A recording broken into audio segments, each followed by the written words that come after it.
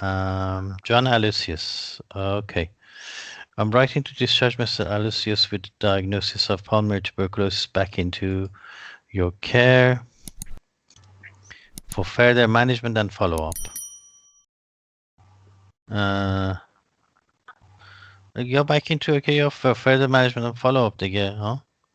میگه شما در واقع دو بار یه چیزی رو گفتین دیگه.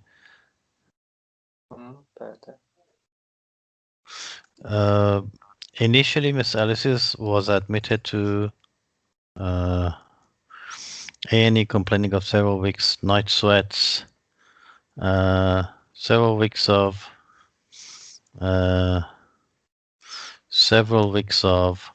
night sweat, fever, cough, and some نذاریم دیگه and hemoptysis. Physical examination, cachexia was notable, and chest auscultation had scattered rolls. Chest X-ray revealed apical infiltration. Okay. ببینید اینا رو مثلا on physical examination cachexia was notable and there was chest auscultation, there were scattered rolls. Okay.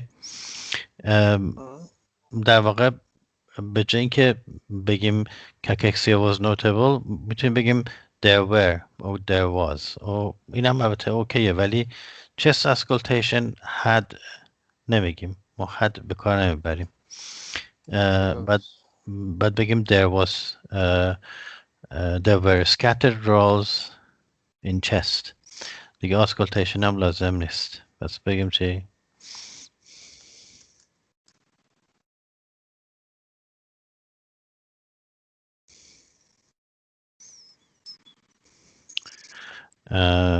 Okay.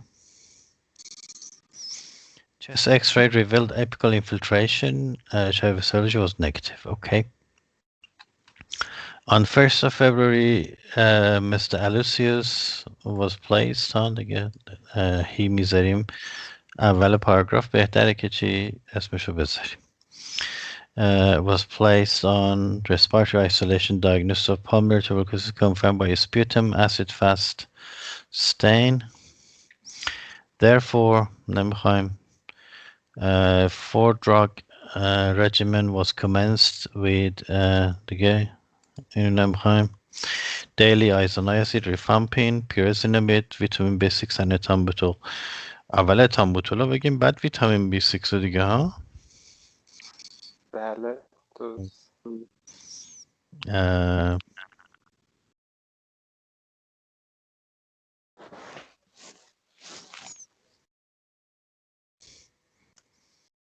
Okay, today his second sputum acid fast stain test came out negative and his medical progress is good. He's showing good progress, but he is feeling lonely and depressed due to isolation. Okay. این مشکلی با این ما نداریم، فقط مسئله که هست اینه که اون زبانی که ما معمولا صحبت میکنیم در واقع توی نامه نگاری اون objective clinical language اینجوری نیست. این چیزی که شما جمله که نوشتین درسته، هیچ مشکلی نداره، ولی خب چجوری میتونستیم بنویسیم؟ اوکی.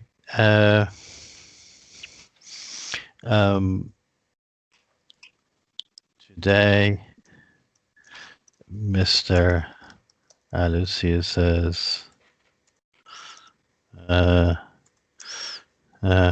sputum acid fast stain is negative, and he has shown good progress. Okay.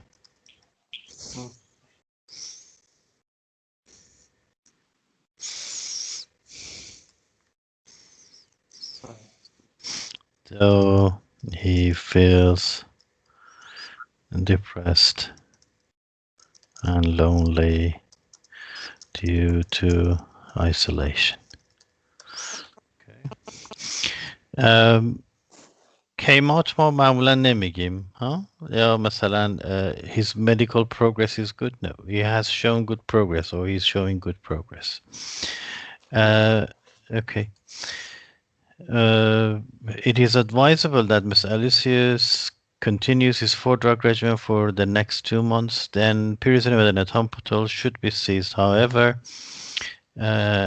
isoniazid, rifampin, and vitamin B6 should be continued for 4 more months. Okay. He must be monitored for drug toxicity by checking CBC, serum creatinine, baseline and periodic liver enzymes, and serum uric acid level. His visual acuity and red-green color perception should be checked regularly. Should you have any queries, please do not hesitate to contact me. Good. Okay. اسم لازم نیست کپیتال باشه. خب چطور بود؟ نظر بدن همکاران علما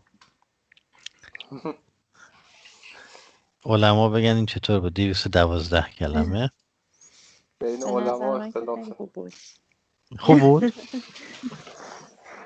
خوب بود نظرم. بله خوب. بله. اوکی. در حد ما خوب بود، در حد من خوب بود دیگه. اوکی. خب اینجا ببینیم که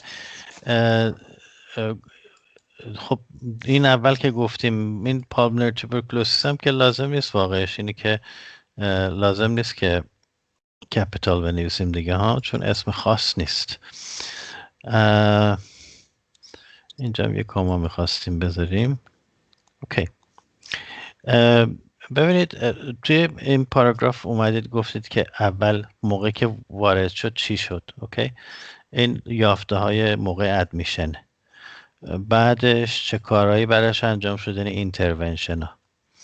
بعدش اینجا توضیح دادیم که امروز چطور شد، بعد از اینترونشن ها چه اتفاقی افتاد. بعدش اینجا اومدیم تمام چیزها رو گفتیم، کارهایی که قراره انجام بشه. اوکی. چیزایی که باید در آینده انجام بده که خیلی هم خوبه. گود. آیا جور دیگه هم میشد یا نه؟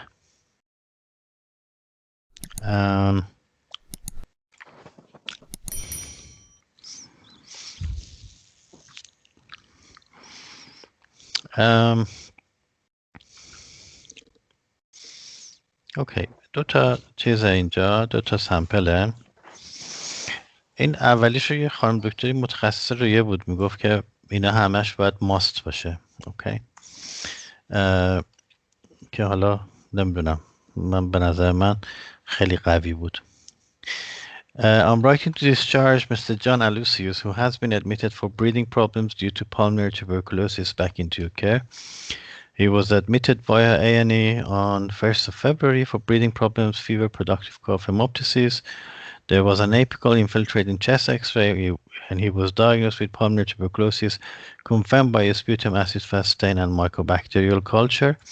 His HIV serology was negative. He was commenced on 4-drug regimen, blah, blah, blah. And vitamin B6 was also started.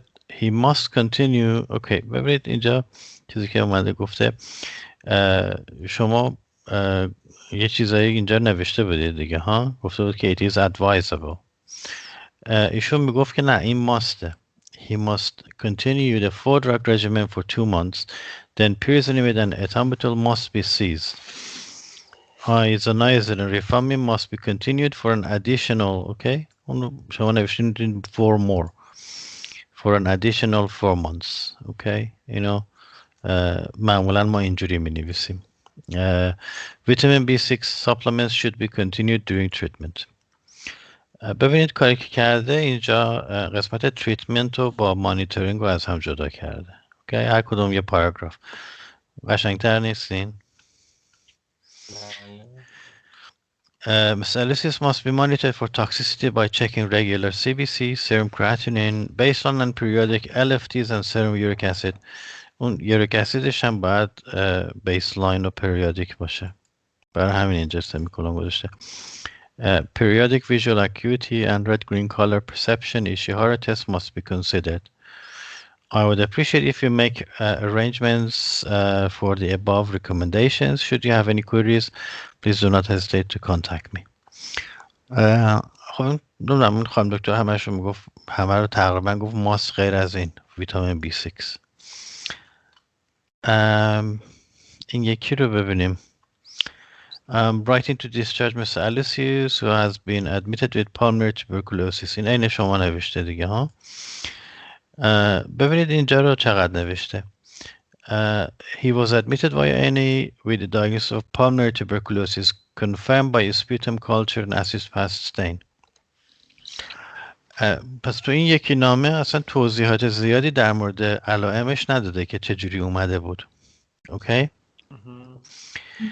فقط گفت که با توبرکولوسیس بستری شده، کانفرم هم شده.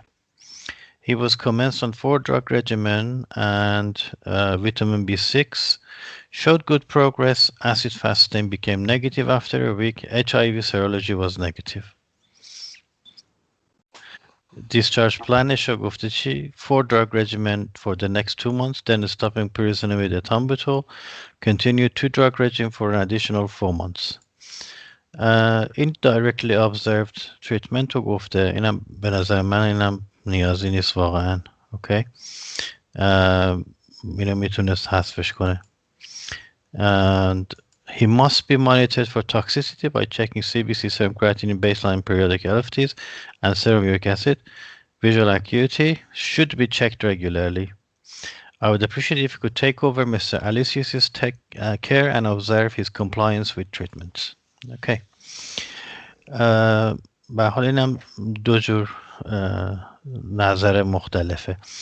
ببینید اینجا واقعش اینه که آیا ما لازم داریم این همه توضیح بدیم وقتی که بگیم مریض چجوری اومده یا نه؟ نه واقعا تفاوتی هم ایجاد نمی‌کرد. میشد نباشه. میشد نباشه. اوکی. ما در واقع ببینید وقتی شما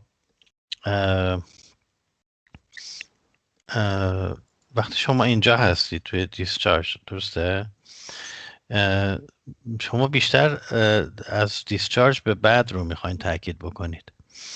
اینکه اولش پرزنتیشن چی اومد، چجوری ما شرح حال گرفتیم، چه فیزیکال اگزامینیشنی داشت، چه تستی انجام شد، اینا در آینده مریض آیا تأثیری داره یا نداره در این پلن ما؟ نداره دیگه. ما دایگنوز رو داریم دیگه. دایگنوز قطعیمون رو ما با کالچر پیدا کردیم دیگه، درسته؟ پس کانفرم شده که این دایگنوز چیه، منیجش کردیم، توضیح میدیم که اینا باید ادامه پیدا بکنه، بعدم چه مانیتورینگ انجام بدیم، درسته؟ بنابراین به نظر من بله عذرخواهی میکنم. البته میشه خیلی سختگیرانه گفت که 2 تا قسمتش لازمه به نظرم. باز یکی HIV سرولوژیش بود که بگیم، یکی این که اسید فاز دومش الان منفی شده. شاید 2 تا رو بگیم خوب باشه. حالا آیا میخوای تاکید بکنید روش یا نه اینو؟ آیا اسید فازش نگاتیو شده الان خوبه دیگه بگیم حداقل. یعنی توی پاراگراف جدا بذاریم؟ یعنی چقدر اهمیت میخوایم بهش بدیم؟ ببینید اگه آخر این پاراگراف بذارید یعنی اینکه این کارا انجام شد و بهترم شد. حالا ولی اگه یه پاراگراف جدید شروع کنیم میخوایم تاکید کنیم روی این. درست شد؟ باید اینو تصمیم بگیریم دیگه. فقط از لحاظ این که ببینید منظورم اینه اگر خواستید روی مطلبی به عنوان یکی آیدیا یا کی پوینت تأکید کنید میذاریدش توی یک پاراگراف جداگانه. اگر نه خیلی اهمیتی نداره همینجا میذاریم باشه. ها؟ اوکی. بس یکی از راهایی که ما در واقع میخوایم تاکید کنیم اینه. ولی واقعش اینه که آیا لازمه که بگیم الان این نگاتیوه یا نه، یا سرولوژی اچ آی ویش، یا فقط اینا یه اطلاعاتی که اینا هم مفیده؟ آخه الان که منفیه پس منظورش این که یعنی منفی بودنش لازم نیست آیزولیشن دیگه براش انجام بشه دیگه. بله. اینطور نیست مگه؟ برای همین خب داریم میفرستیمش خونه دیگه. آره دیگه. آره دیگه چون منفی شده آیزولیشن نمیخواد پس بفرستینش خونه، پس منفی شدنشو بگیم. خب نه، از گفتنش من مشکل ندارم، باید بگیم، ولی اینکه آیا لازمه که تاکید کنیم، یعنی یه پاراگراف جدا براش نه بذاریم یا نه؟ نه اینجوری قشنگتر هم هست. اوکی، بس درست شد. نه. پس واقعش اینه که اون همه ما این توی ایکس ری چی داشت و اونا رو لازم نداریم. این خانم دکتری که اینو نوشته بود میگفت که آخه ما ممکنه 2-3 ماه بعد بخوایم یه عکس بگیریم تو عکس ریه‌ش، اون وقت چیزه، تو عکس ریه‌ش اون وقت ممکنه یه سری اینفیلتریشن ببینیم، ندونیم که این جدیده. در صورت حالا خیلی چیزا میشه گفت و توجیه کرد. اینا رو هم همه رو ماست بود. اینا هم همه ماست بود. اوکی، بریم به سراغ سوال. نبود دیگه اینجا؟ خب پس میتونستیم یه کمی اینجا ارگانایزیشن اون یه جوری دیگه بنویسیم. اینم 4 more months به an additional 4 months. اوکی. should be continued for an additional 4 months. بله. بله. متشکرم.